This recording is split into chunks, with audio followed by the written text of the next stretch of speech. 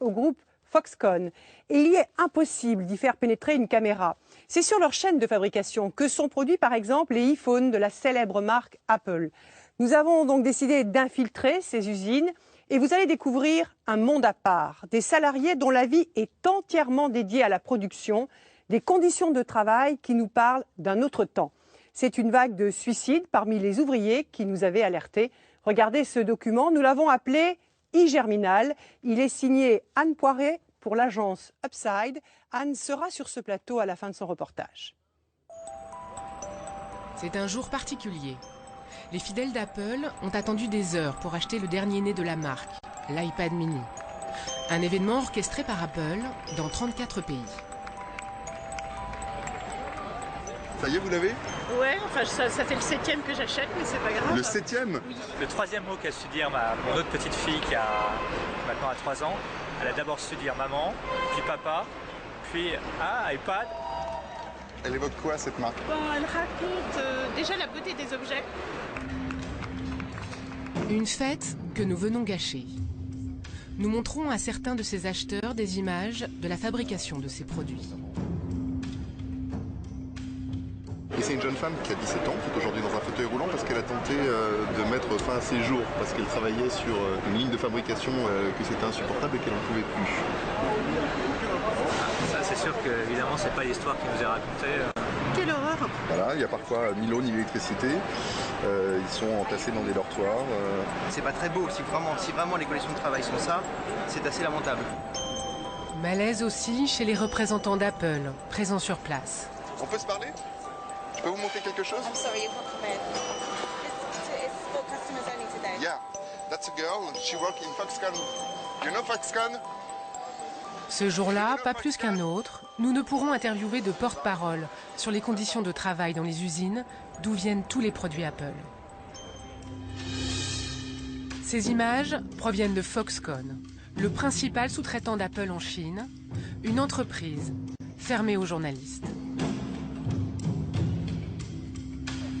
Pour comprendre comment sont assemblés les produits Apple, nous avons réussi à infiltrer leurs usines pendant plusieurs jours. Au fil de leurs images, nous avons découvert un système dans lequel les ouvriers sont entièrement dédiés à la production. Un management militaire où les insultes sont quotidiennes. Toi tu la fermes, t'as qu'à venir là si t'as quelque chose à dire. Il y a aussi ces dortoirs insalubres, des jeunes de 16 ans forcés à travailler et des ouvriers qui se suicident. Les usines Foxconn, le secret de fabrication le plus controversé d'Apple.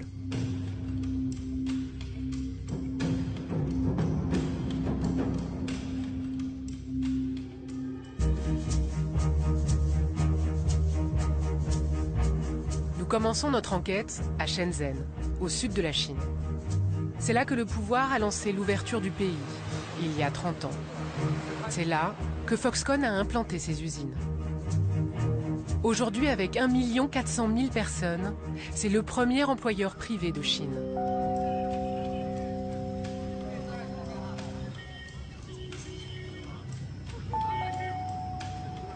Malgré nos demandes, Foxconn n'a pas souhaité nous ouvrir ses portes.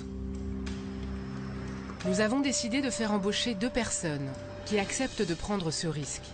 Rapporter des images de l'usine historique de l'entreprise. Nous les rencontrons la veille de leur journée de recrutement pour leur confier du matériel de tournage.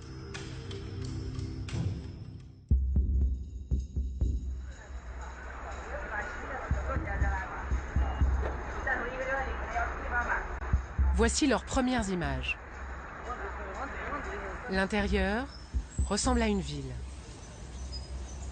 Sur plusieurs hectares, les ateliers de fabrication, où sont assemblés des produits Apple, mais aussi certains gadgets de Hewlett-Packard et Amazon. Il y a aussi ces immenses dortoirs. 250 000 personnes sont employées ici, la plupart venues des provinces les plus pauvres du pays. Beaucoup n'ont même pas 20 ans. Faut lever la main quand j'appelle votre nom. Une fois à l'intérieur, les ouvriers qui filment pour nous reçoivent les premières consignes. Dès les premières minutes du recrutement, ils doivent se plier aux ordres et faire des heures de queue pour signer leur contrat. Il fait tellement chaud, mais pourquoi on refait encore l'appel? Tais-toi, tu gênes tous les autres. Arrête, il y a des centaines de personnes qui attendent à cause de toi. Bon, je reprends. Tout le monde devra se souvenir par cœur de sa place. Tu la fermes toi aussi. Si tu veux parler, tu n'as qu'à venir ici. Au bout de quelques heures, les deux ouvriers qui portent nos caméras nous retrouvent pour nous livrer leurs impressions. Pour obtenir ce contrat qu'ils viennent de signer, ils ont dû se plier à des consignes très strictes. Ça a duré toute la journée. À chaque étape du recrutement, il y a des responsables pour nous donner des ordres, comme à l'armée, en nous parlant assez méchamment.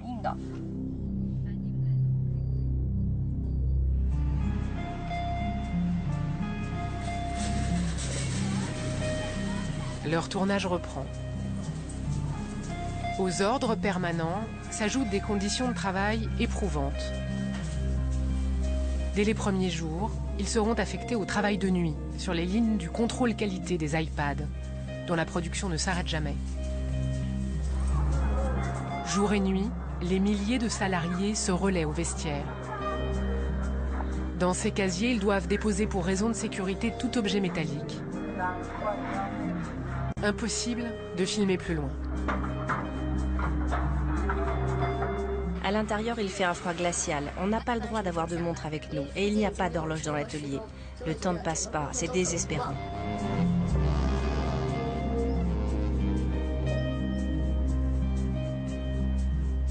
On devait travailler toute la nuit pendant 8 heures et finir à 5 heures le matin. Mais ils ont décidé d'ajouter encore 2 heures supplémentaires. Je dois dire que c'est crevant. On a eu le droit à une seule pause vers 23 heures. Ce qui est le plus fatigant, c'est de tout le temps répéter le même geste. À ces conditions de travail s'ajoute une vie quotidienne difficile.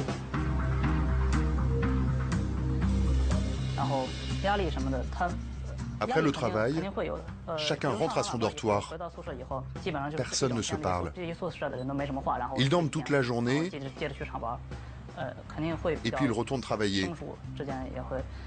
Personne ne se connaît vraiment. Les ouvriers ne quittent l'univers Foxconn qu'à l'occasion d'un congé annuel.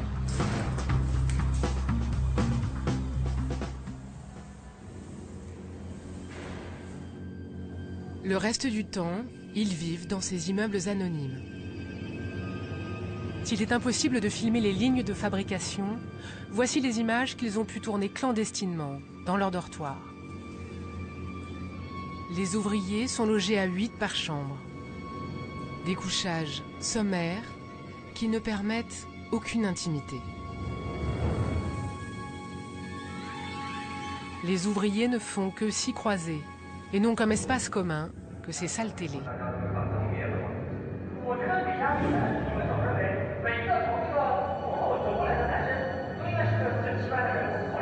Des employés dédiés à la production qui vivent, dorment et mangent sur place. Voici leur cantine. On les voit attablés, seuls, là aussi. À mon arrivée, dans mon dortoir, il y avait 2 filles. Une d'elles travaillait depuis 1 an et l'autre depuis plusieurs semaines. Elle ne s'était encore jamais adressé la parole. Ces dortoirs, que l'ouvrier filme à son réveil, sont en fait payants. En principe, pour ces travailleurs qui viennent de toute la Chine, le salaire mensuel est attractif chez Foxconn. Il est de 220 €, un peu au-dessus du minimum légal à Shenzhen, mais beaucoup plus que dans les provinces dont sont originaires ces ouvriers. Pourtant, cette somme, Foxconn ne leur verse pas vraiment. On t'annonce un salaire de 220 €, mais en réalité ce n'est pas ce que tu touches. parce qu'ils enlèvent 14 € pour les charges et le dortoir. Ils prennent 50 € pour les repas et tu payes ton badge en plus. Et à cela, tu rajoutes le prix des assurances. Pour qu'il leur reste de quoi envoyer de l'argent à leur famille, les ouvriers sont contraints de multiplier les heures supplémentaires. Si on ne fait pas d'heures supplémentaires, on ne gagnera rien du tout. Même en faisant plein d'heures sup, on arrivera à peine à 250 €, parce qu'on ne touche pas tout. Il y a un mec dans mon dortoir qui est là depuis un an. Il arrive à gagner 260 €.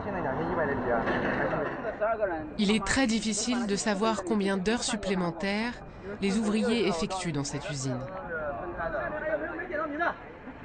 En théorie, Foxconn ne peut pas demander à ses employés d'effectuer plus de 60 heures supplémentaires par mois.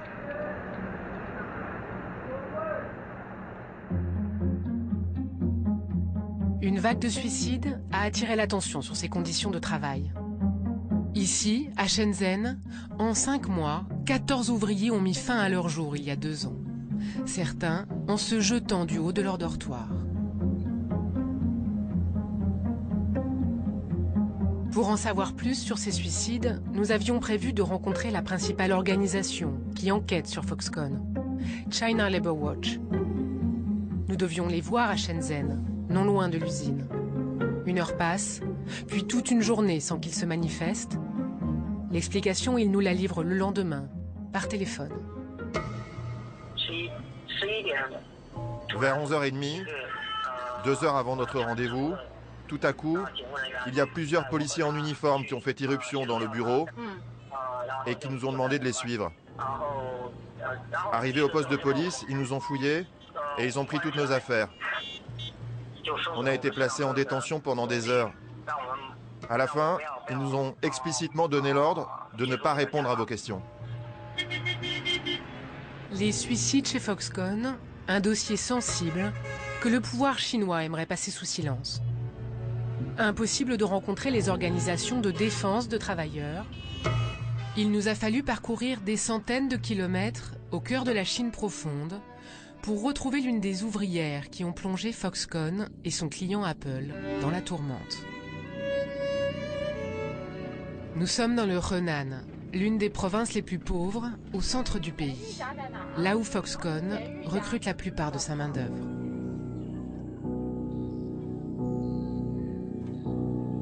Elle s'appelle Tianyu. Elle a 18 ans. En mars 2010, elle a sauté du 4e étage de son dortoir. 10 jours de coma, 6 mois d'hôpital et une vie en miettes. Je ne peux pas me déplacer sans ma chaise roulante. Vous sentez encore un peu vos jambes? Non, plus du tout. Et qu'est-ce que vous faites toute la journée? Je reste là et parfois je fais un tour dans la cour.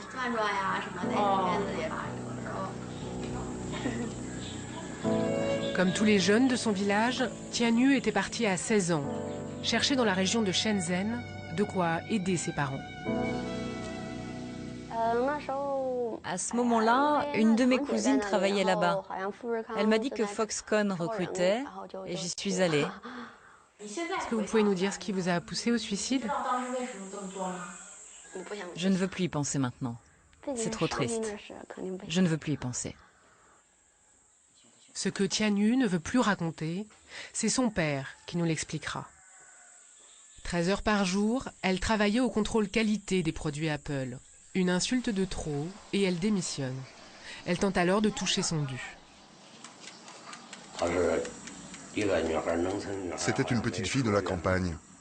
Elle n'était jamais sortie de la famille. Il y avait plusieurs stations de bus entre son dortoir et le bureau des paix. Pour toucher ce que Foxconn lui devait, elle faisait des allers-retours. Mais au bout d'un moment, elle n'avait même plus d'argent pour prendre ce bus. Elle a marché tout un après-midi sans succès jusqu'au soir. Elle était vraiment désespérée. À la sortie de l'hôpital, Foxconn lui verse 22 000 €. À peine de quoi payer ses frais de rééducation et ses soins. Ses parents ont vendu le gros de leur bétail et se sont endettés pour l'aider. Foxconn, je ne veux plus entendre ce nom.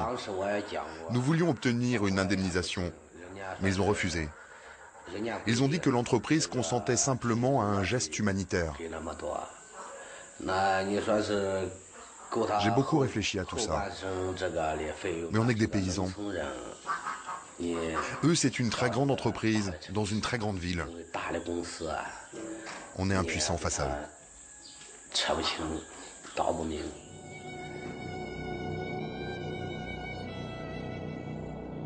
Le désespoir d'une jeune paysanne et 14 suicides ont fait évoluer Foxconn et son client Apple.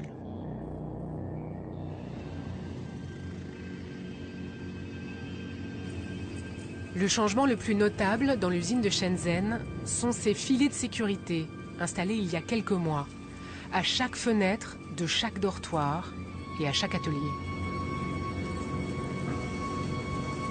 Apple assure que Foxconn améliore les conditions de travail et a ouvert ses portes à une organisation de contrôle. Foxconn a promis que l'été prochain, aucun employé ne dépasserait le quota légal d'heures supplémentaires. Autre moyen pour prévenir les suicides, une hotline appelée la ligne de l'amour a été créée. Son numéro, le 78585, se dit « Aidez-moi » en chinois. Il est sur tous les badges de tous les employés. Foxconn a également instauré un test psychologique à l'embauche pour éviter de recruter les plus fragiles. Un test qu'ont passé les ouvriers que nous avons infiltrés. Les questions sont idiotes. On te demande par exemple si tu es dépressif ou colérique. Franchement, si tu veux te faire embaucher, tu ne vas pas le dire. D'ailleurs, le contrôle de santé coûte 7 €. Des filets anti-suicide, une ligne d'assistance téléphonique, un test psychologique. Si des efforts ont bien été faits pour améliorer un peu le quotidien des ouvriers dans l'usine historique de Shenzhen, en septembre dernier, un ouvrier s'est suicidé. Mais est-ce un cas isolé? Nous quittons Shenzhen pour aller rencontrer ce chercheur d'une université de Canton. Xu Rui, lui, accepte de répondre à nos questions à visage découvert. Selon lui, Foxconn a déplacé la pression sur ses ouvriers dans les autres usines que l'entreprise a construites en Chine. En 2010, après la vague de suicides, ils ont accéléré leur délocalisation à l'intérieur de la Chine. Maintenant, ils ont des usines gigantesques dans plein d'endroits. Des émeutes se sont déroulées ici, à Taiyuan, dans la province du Shaanxi. Et il y a eu une grève au moment de la sortie de l'iPhone 5 à Zhengzhou. Cette grève, début octobre, pourtant interdite en Chine, en voici une photo recueillie sur Weibo, le principal réseau social chinois. Sur cette vidéo, datée de fin septembre, une émeute oppose des gardiens de dortoir à des salariés dans l'usine de Taiyuan. Pour Xu Rui, la colère se propage dans ces nouvelles usines. Ce message dit « Rien qu'au mois d'octobre, j'ai fait 150 heures sup ». C'est le contraire de ce que Foxconn affirme aux médias sur le respect des heures légales. Un autre ouvrier dit que ça fait 3 mois qu'il ne s'est pas arrêté une seule journée. Nous choisissons d'aller enquêter à Zhengzhou, au centre de la Chine. C'est la capitale de l'une de ces régions déshéritées où Foxconn a décidé d'investir. Le salaire minimum y est plus bas qu'ailleurs, et ici nous sommes loin des organisations de défense des travailleurs. C'est l'endroit idéal pour faire sortir de terre en seulement 2 ans une usine comme celle-ci. Ce serait la plus grande usine d'assemblage de smartphones au monde. Elle serait aujourd'hui dédiée à l'iPhone 5.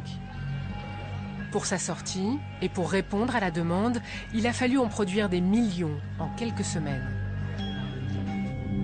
C'est un enjeu industriel majeur pour Apple.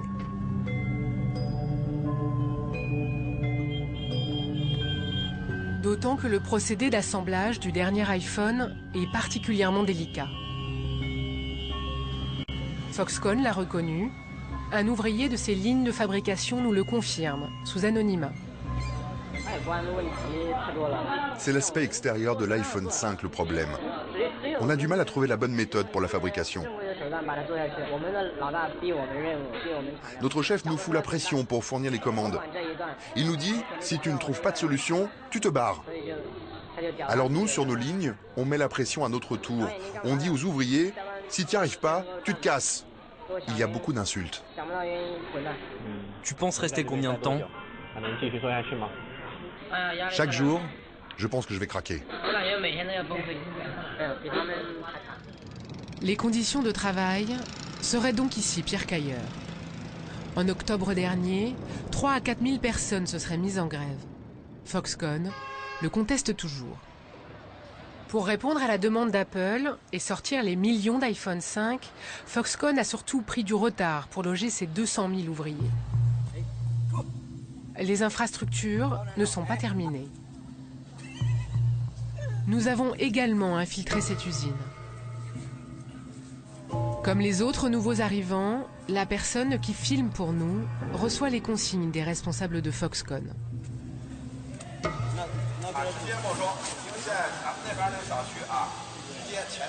Dans le quartier, avant-hier, il y a eu 8 morts.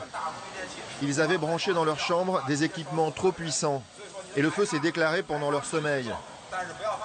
Ces personnes sont mortes brûlées vives. Donc, le règlement interdit désormais les équipements trop puissants. Il est également strictement interdit de laisser rentrer quelqu'un qui ne travaille pas chez Foxconn dans ses dortoirs. Si on découvre qu'une telle chose s'est passée, vous serez immédiatement licencié. Vous aurez 100 points valables 6 mois chez Foxconn.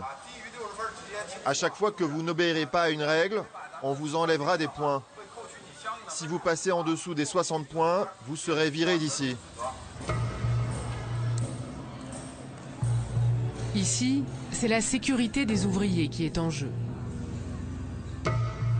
La personne qui tourne pour nous s'apprête à découvrir son dortoir. Ici aussi, ils sont facturés aux salariés.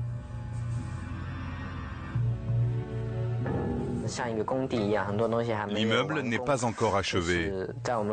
Tout est en chantier. Mon dortoir est au 8e étage.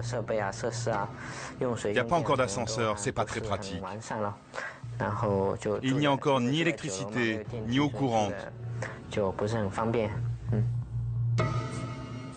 Là, c'est la vue de mon dortoir. Pour les habitations, mais aussi les transports, le niveau de sécurité est déplorable pour les ouvriers. Il va y avoir beaucoup d'autres accidents.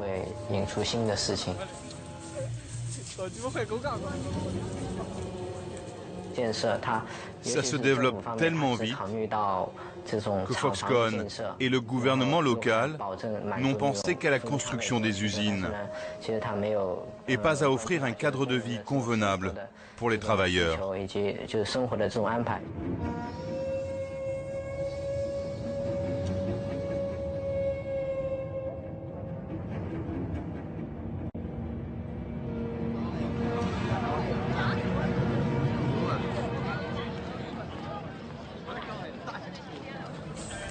À l'intérieur de l'usine, près des cantines, dans le périmètre des dortoirs, au fil de ces rencontres, l'ouvrier filme pour nous ses échanges avec des employés excédés par les conditions de vie et les difficultés de production de l'iPhone 5.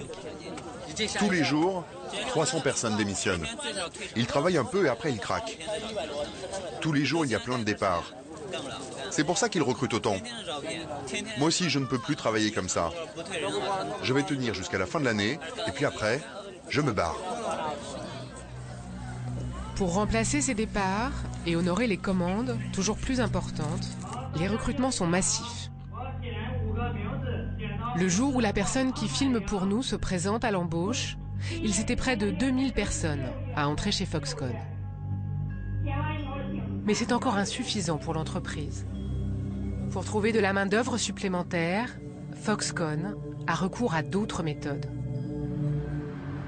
L'entreprise ferait appel à des stagiaires, souvent âgés de 16 ans, et pas toujours volontaires. C'est à Pékin que nous rencontrons Yu Fangqiang, directeur d'une association de protection des travailleurs.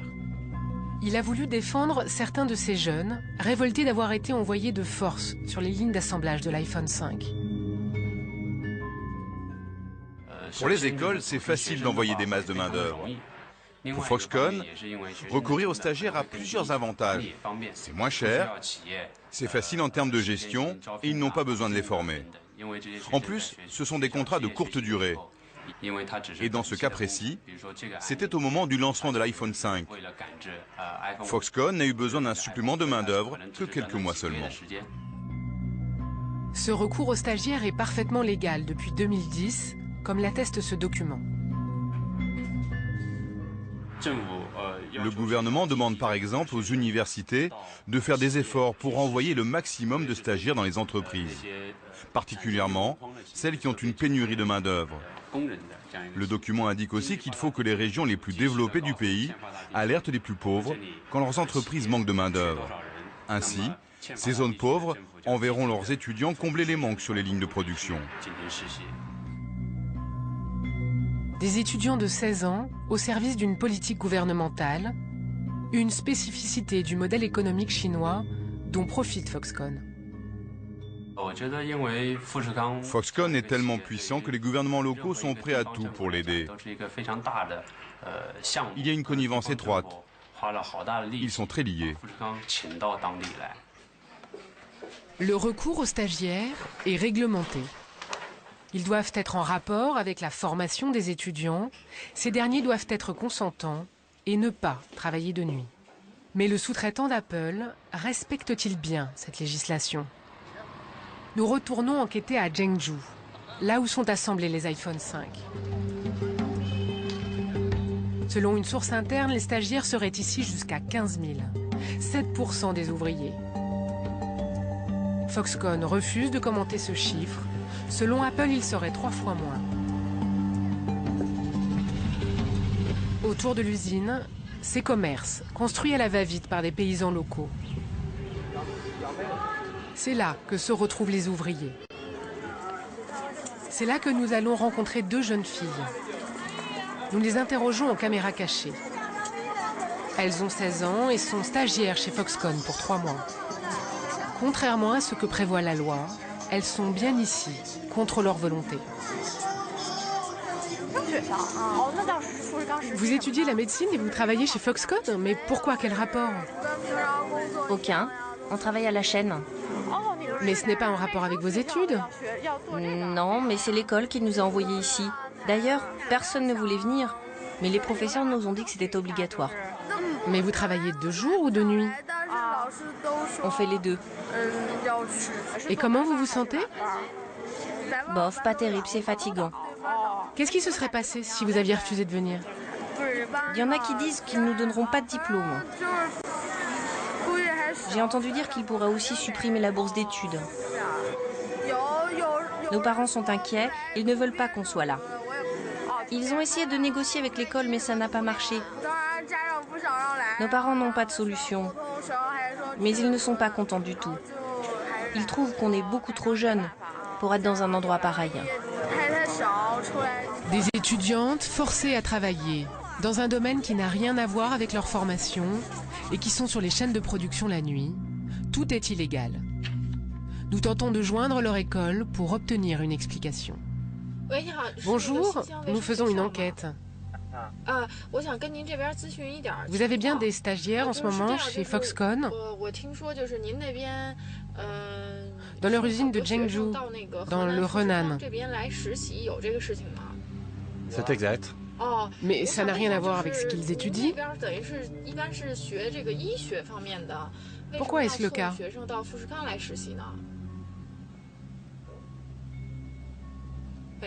Il faudrait que vous contactiez le service de communication. Oui, allô, bonjour. Je ne suis pas au courant. Adressez-vous au directeur. Pouvez-vous me dire quand il sera là? C'est vraiment très urgent. Non, j'en sais absolument rien. Je ne sais pas du tout quand il est là. Une manière de nous dire qu'on ne répondra pas à nos questions. Nous avons interrogé Foxconn sur ce point. Elle rejette la faute sur les écoles. Mais comment réagit l'entreprise face au suicide?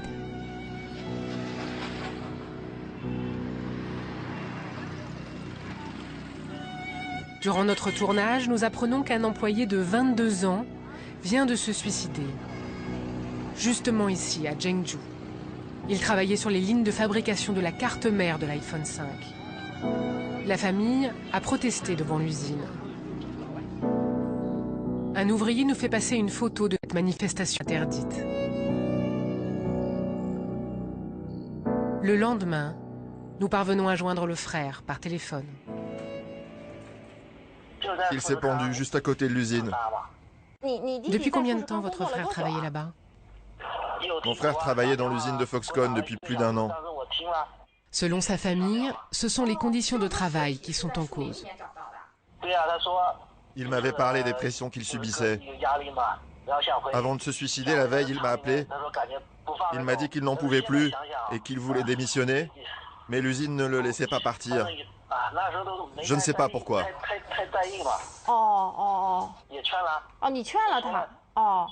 Je pense que je n'ai pas assez pris au sérieux ce qu'il me disait. J'avais essayé de le consoler.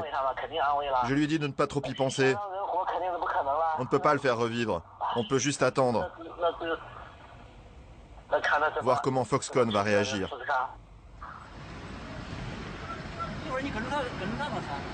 Trois jours plus tard, nous rencontrons la famille. Elle se prépare dans le centre-ville pour aller manifester devant les usines Foxconn.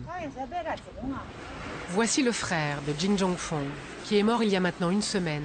C'est lui que nous avions pu joindre au téléphone. C'était lui, votre frère? Oui, c'était lui.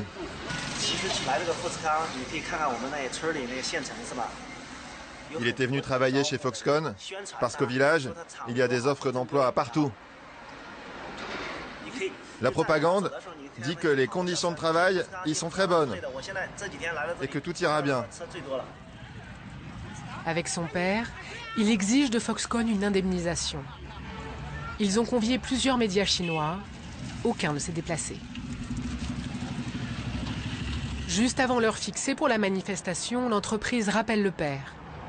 Il part pour une ultime médiation. Quelques instants plus tard, celui-ci appelle son fils. Allô, papa? Comment avancent les négociations? Qu'est-ce qu'on fait alors? On va plus à l'usine manifester? Jin Chaofeng apprend que selon le contrat signé par son frère, Foxconn est dégagé de toute responsabilité en cas de comportement excessif. Le suicide en fait partie. Par ailleurs, son frère a laissé une lettre. Il y raconte les pressions au quotidien, mais également des douleurs d'enfance. La famille est maintenant convaincue qu'un tribunal rejettera leur plainte en cas de procédure. On ne peut plus rien faire, peu importe si on manifeste ou pas. Il n'y a que les riches qui ont du pouvoir. Non, ce sont les règles de l'entreprise. Mais ces règles, ce ne sont pas les lois. Ce sont leurs règles et nous devons obéir. On ne peut plus rien faire.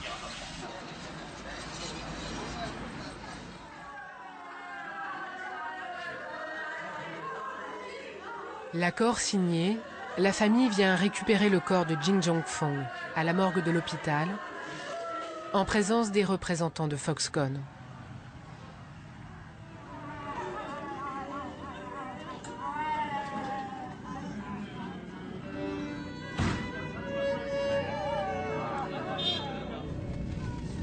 Foxconn a consenti à un geste.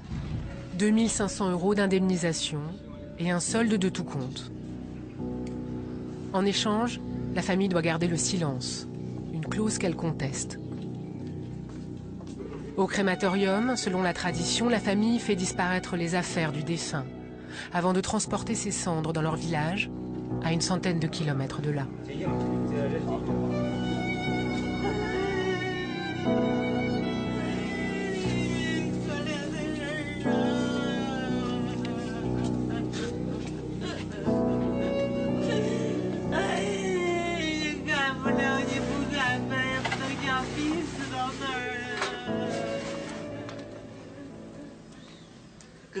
Tout est injuste depuis le début. Tout est tellement injuste.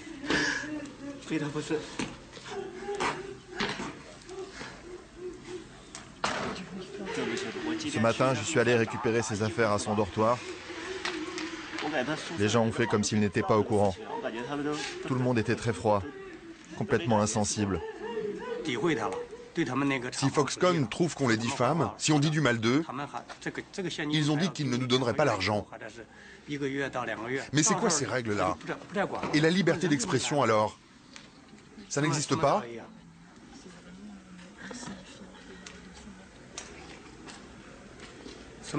Qu'est-ce que c'est que ces lois qui ne valent que pour les riches?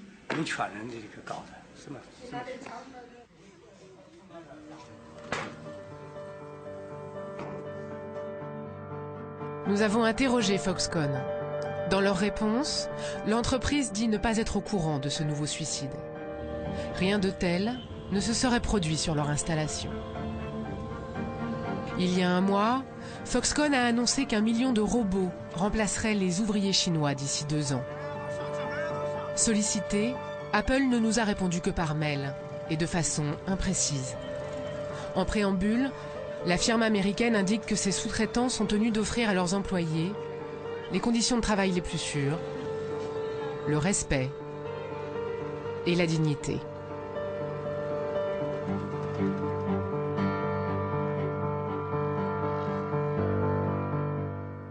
Anne, bonsoir. Bonsoir. C'est un reportage qui appelle beaucoup de questions. La toute première, toute simple, est-ce que la société Apple est au courant de ce qui se passe dans les usines Foxconn en Chine? Apple ne peut pas ignorer ce qui se passe pour la bonne raison qu'ils publient eux-mêmes sur leur site internet un rapport tous les ans qui est actualisé très régulièrement sur les conditions de travail et les violations de droits de l'homme et des règlements internes du code de travail chez ses sous-traitants. Donc ils ont des retours d'informations et ils sont forcément au courant de ce qui se passe. Alors, la société Apple n'a pas souhaité participer à ce reportage, vous le dites à la toute fin. En revanche, ils vous ont fait une réponse par mail. Alors tout à fait, on n'a pas pu les interviewer et les filmer, on a pu poser nos questions par mail, ils y ont répondu en partie, c'est-à-dire des questions très simples, comme combien d'employés travaillent pour vous chez Foxconn, on n'a pas pu avoir de réponse, à des questions plus larges, à des questions même assez précises sur les suicides qu'on posait. Ils nous ont souvent répondu par des extraits de ce rapport en anglais. Voilà, il y a un culte du secret chez Apple qui est dans son ADN, qui est inscrit depuis le départ pour protéger ses produits et qui peut poser problème dans ce genre lorsqu'il s'agit de la transparence pour les conditions de travail chez ses sous-traitants. Est-ce que vous êtes la première caméra à entrer dans une usine Foxconn en Chine? Alors, à notre connaissance, nous sommes les seuls à montrer les ouvriers de Foxconn librement et s'exprimant librement. Il y a 1 an, une équipe américaine qui a été invitée par Foxconn et Apple. Suite au changement que Foxconn avait fait après la vague de suicides. Suite au changement et suite à des articles parus aux États-Unis extrêmement négatifs pour l'image de marque d'Apple et de Foxconn. Donc, cette équipe américaine a été invitée à passer quelques heures, quelques jours chez Foxconn dans l'usine de Shenzhen. Comme vous avez pu le voir, c'est celle qui pose les problèmes les plus graves sont ailleurs, encadrés par des équipes, par les communicants de Foxconn. Alors ça c'est une chose, c'est la partie officielle. Des Chinois s'infiltrent dans les usines, des journalistes chinois, des activistes s'infiltrent depuis quelques mois, se font embaucher pour sortir des informations et faire des rapports, pour faire connaître les conditions de travail dans ces usines. Ce qui est très surprenant dans votre reportage, ce sont ces voix qu'on entend qui s'élèvent pour dénoncer les conditions de travail des ouvriers chez Foxconn, les salaires, mais aussi pour contester le peu de liberté d'expression. Quelque chose est en train de changer, vous avez l'impression, dans le monde du travail en Chine? On a pu effectivement, vous avez vu dans le reportage des activistes, des représentants d'ONG s'exprimer face caméra pour dénoncer ce qui se passe. Il y a effectivement des gens qui ont voulu prendre le risque de porter nos caméras pour montrer, parce que pour eux c'est important que l'extérieur, les gens à l'extérieur de la Chine soit au courant de ce qui se passe dans ces usines. Probablement, le public chinois est le plus sévère sur les méthodes Foxconn. C'est quelque chose qui choque beaucoup. Il y a des enquêtes qui sortent régulièrement en Chine pour dénoncer ce qui se passe, y compris dans les usines Samsung. Il y a des journalistes et des organismes qui se sont infiltrés aussi dans les usines Samsung pour dénoncer aussi les conditions de travail chez le concurrent d'Apple. Donc quelque chose est en train de changer, vous pensez? Probablement. Merci Anne. Et avant de nous quitter, un coup de projecteur sur le dernier album photo de Reporters sans frontières qui sort justement aujourd'hui. C'est le photographe Sam Shaw qui signe cette fois-ci cet album avec entre autres des photos très célèbres de Marilyn Monroe. Les recettes de la vente de cet album serviront notamment à financer des actions pour défendre des journalistes emprisonnés